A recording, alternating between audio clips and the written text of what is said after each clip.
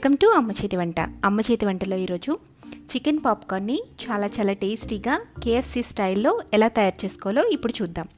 ఈ chicken popcorn తయారు చేసుకోవడానికి ముందు 1/2 kg చికెన్ని తీసుకొని శుభ్రంగా వాష్ చేసుకోండి. బోన్లెస్ చికెన్ తీసుకోండి. శుభ్రంగా వాష్ చేసుకున్న తర్వాత ఈ సైజులో ముక్కలుగా కట్ చేసుకుని పెట్టుకోండి. వాటర్ లేకుండా చూసుకోండి. ఇందులో 1 టీ స్పూన్ మిరియాల పొడిని యాడ్ చేసుకోండి. ఇందులోనే 1 టీ స్పూన్ చిల్లీ ఫ్లేక్స్ని యాడ్ చేసుకోండి. చిల్లీ ఫ్లేక్స్ని చాలా ఈజీగా ప్రిపేర్ చేసుకోవచ్చు. 2-3 మిరపకాయలని డ్రైగా ఫ్రై చేసి దంచుకుంటే చిల్లీ ఫ్లేక్స్ రెడీ అయిపోతాయి. నెక్స్ట్ ఇందులో 1 టీ స్పూన్ సోయా సాస్ని యాడ్ చేయండి. అలాగే 1 టీ స్పూన్ వెనిగర్ని కూడా యాడ్ చేసుకోండి. ఇప్పుడు ఇందులో రుచికి సరిపడా ఉప్పు, 1.5 టేబుల్ స్పూన్ కార్న్ఫ్లోర్ని యాడ్ చేసుకోండి. కార్న్ఫ్లోర్ని యాడ్ చేసిన తర్వాత ఒక గుడ్డని పగలగొట్టుకుని ఈ విధంగా యాడ్ చేసుకోండి. ఇప్పుడు వీటన్నిటిని కూడా బాగా కలిసేటట్టుగా మొత్తం మిక్స్ చేసుకోండి. ఈ చికెన్కి ఈ మసాలా అంతా కూడా బాగా పట్టేటట్టు మిక్స్ చేసుకుని ఈ చికెన్ని ఒక 20 నిమిషాల పాటు నానబెట్టుకోవాలి. ఇప్పుడు వేరొక ప్లేట్లో ఒక 1/2 కప్పు మైదా పిండిని యాడ్ చేసుకోండి. నెక్స్ట్ 1/2 కప్పు బ్రెడ్ క్రమ్స్ని యాడ్ చేసుకోండి. వీటిని ఇంట్లో కూడా ఈజీగా ప్రిపేర్ చేసుకోవచ్చు. ఇప్పుడు ఇందులో 1 టీ స్పూన్ ఎండు కారం, రుచికి సరిపడా ఉప్పుని యాడ్ చేసుకుని మొత్తం కలిసేటట్టు బాగా మిక్స్ చేసుకోండి. అంతా కూడా కలుపుకోండి. ఇలా కలుపుకొని ఒక పక్కన పెట్టుకోండి. ఇలా కలుపుకున్న పౌడర్లో మనం నానబెట్టుకున్న చికెన్ పీసెస్ని ఒక్కొక్కటిగా వేసి పూర్తిగా డస్టింగ్ చేసుకోవాలి.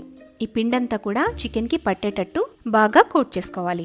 ఇలా చికెన్ పీసెస్ అన్నిటినీ కూడా గ్యాప్ లేకుండా ఈ కార్న్ఫ్లోర్ పౌడర్లోకి బాగా డిప్ చేసుకుని ఫుల్గా కోట్ అయ్యేటట్టుగా కవర్ చేసుకుని చికెన్ పీసెస్ అన్నిటిని ఒక ప్లేట్లోకి తీసుకోండి.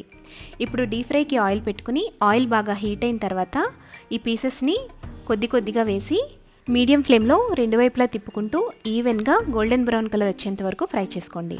ఇలా ఫ్రై చేసుకున్న చికెన్ పాప్కార్న్ని టిష్యూ ఉన్న ప్లేట్లోకి ట్రాన్స్ఫర్ చేసుకోండి. అంతే, చాలా టేస్టీగా ఉండే చికెన్ పాప్కార్న్ రెడీ అయిపోతుంది.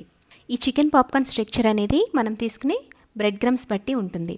మనం ఇంట్లో తయారు చేసుకునే బ్రెడ్ క్రమ్స్ ఫైన్గా ఉంటుంది కాబట్టి చికెన్ పాప్కార్న్ ఈ విధంగా వచ్చింది. బయట మనకి మార్కెట్లో కొంచెం లావుగా ఉండే బ్రెడ్ క్రమ్స్ దొరుకుతాయి. అటువంటి వాటిని యూజ్ చేస్తే మనకి అచ్చం కేఎఫ్సి స్టైల్లో చికెన్ పాప్కార్న్ రెడీ అవుతుంది. చూడండి, చికెన్ పాప్కార్న్ లోపల సాఫ్ట్గా పైన క్రిస్పీగా చాలా టేస్టీగా ఉంటుంది. చికెన్ పాప్కార్న్ కొంచెం క్రంచీగా పైన స్ట్రక్చర్ నీట్గా వచ్చేటట్టుగా చేసుకోవాలంటే కొన్ని కార్న్ఫ్లెక్స్ని రోట్లో వేసుకుని దంచుకుని ఈ విధంగా చిన్న ముక్కలుగా చేసుకుని పెట్టుకోండి.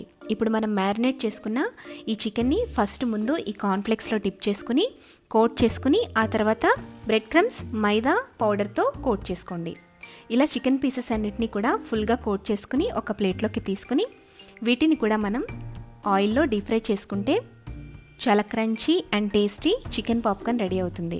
దీని స్ట్రక్చర్ కూడా అచ్చం మనకి కేఎఫ్సి స్టైల్లో ఏ విధంగా అయితే చికెన్ పాప్కార్న్ ఉంటుందో అదే విధంగా స్ట్రక్చర్ కూడా వస్తుంది.